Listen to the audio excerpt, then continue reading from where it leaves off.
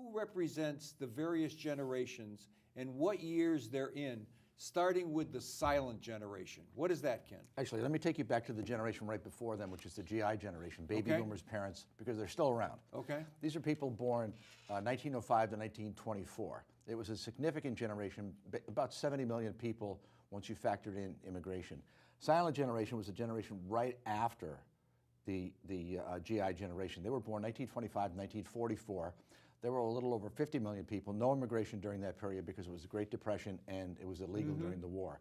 Then you have the boomers, 1945 to 1964, roughly 78, 79 million people during that period. A little bit of immigration, not much. What were those years again, Ken?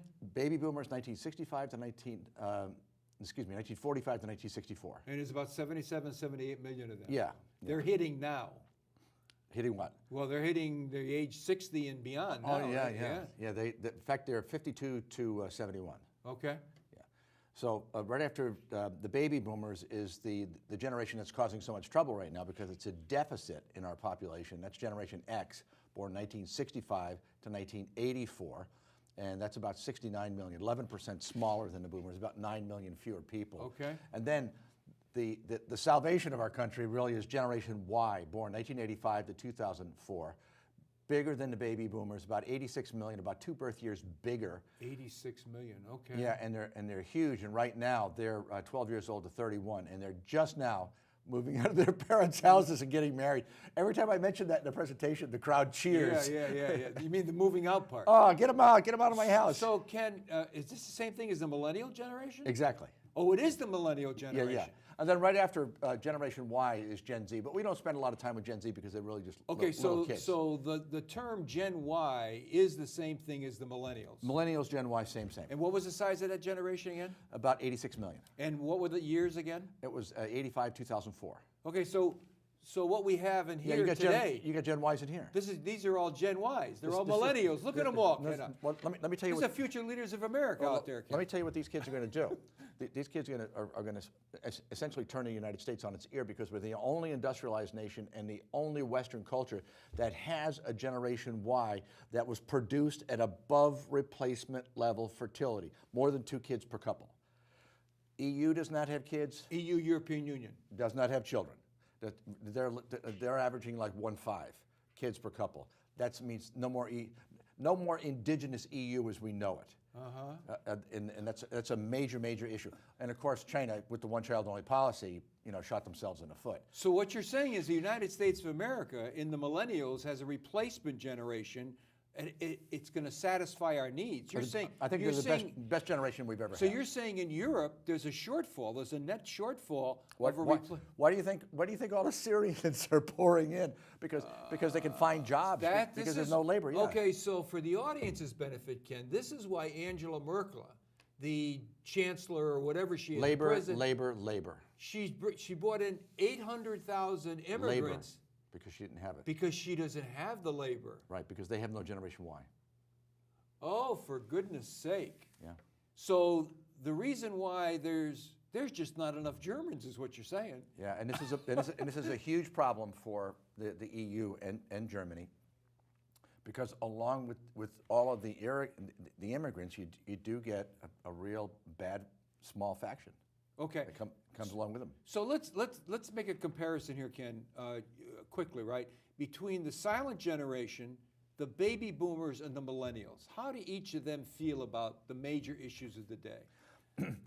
You'll find that the silent generation, and the silent generation, again, was born 1925 and 1944. They tended to lean towards the baby boomers' parents. They were very conservative. Right. They lived below their means. Saved money, but it's a tiny generation. These are the people that are currently at like 82 plus. Okay. Yeah. Okay. And once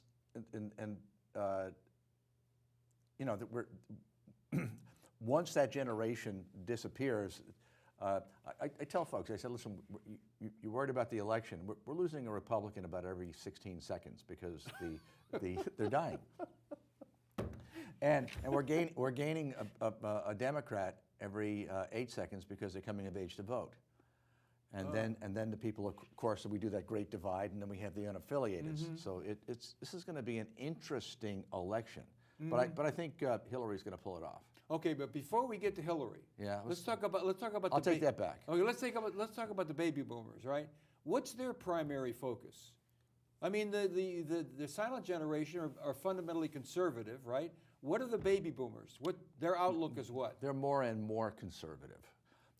Because they're getting older. Yeah, because they're 51, 52 years old to 71. I mean, yeah, they want to retire. They want Social Security to be there. They want some stability. They want to be able to move to Florida and enjoy their lives. Move to Arizona, enjoy their lives. Yeah, they want stability. They don't.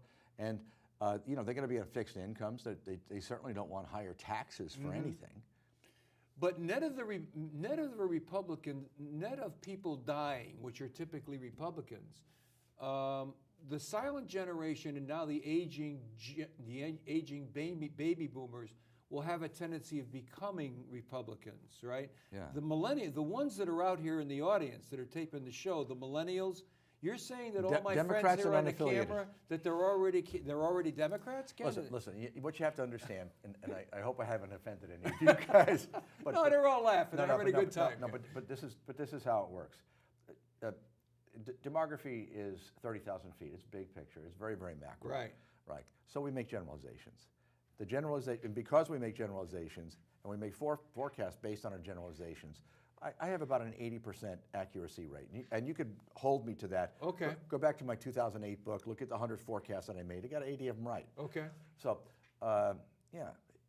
yes, the millennials, for the most part, will probably favor the liberal side of the ticket. Okay, so let's talk about the presidential election and the ramifications thereof. Okay, the presupposition is going to be the younger people are going to turn out. They're going to turn out, right? Which is a lot of people. So and women are going to turn out. And women are going to turn out. So, who do you think the Republican nominee is going to be? Trump. You think it's going to be Trump? Yeah. And you say that because numbers. The numbers, purely the numbers. And you have a lot of people jumping ship already that had thought he was just a clown. Yeah, he looks like he's going to get it. Okay, so if Trump gets it on the Republican side, how about the Democrat side? It'd be Hillary. It's going to be Hillary. Yeah, hands down.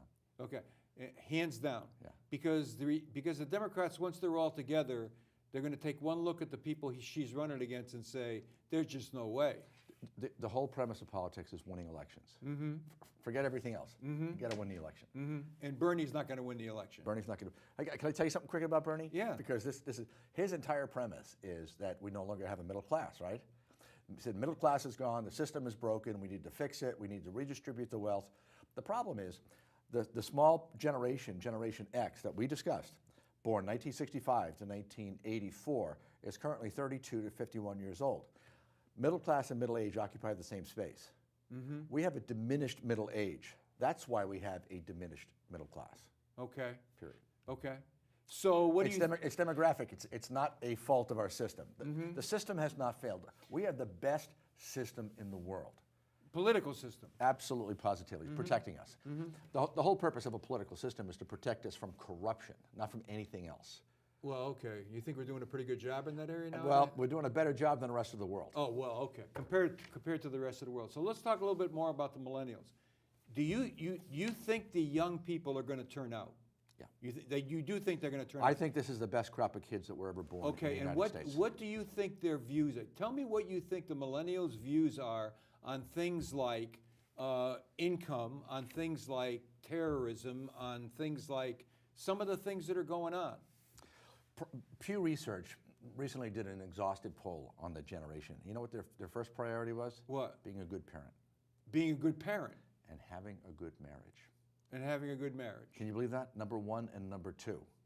Making a lot of money and being famous was on the bottom. Owning a home, living a life, having a good job. The qualities of this generation are, it's like somebody wrote them in a book. I mean, they want honesty, integrity. They want visibility. It's amazing. They really are. They're asking for all the things that we put into their heads. And one thing I tell my groups is they won't work for mean people. They hate meanness. We taught them that. Well, how about that? Wouldn't that be nice to have that? So you're saying they're a values-driven generation? You betcha. They are. Hands down. Now, of course, there are some screwy things, and maybe their views on marriage aren't going to be the same, and maybe they're, I don't know, but I believe they're going to be wonderful Americans.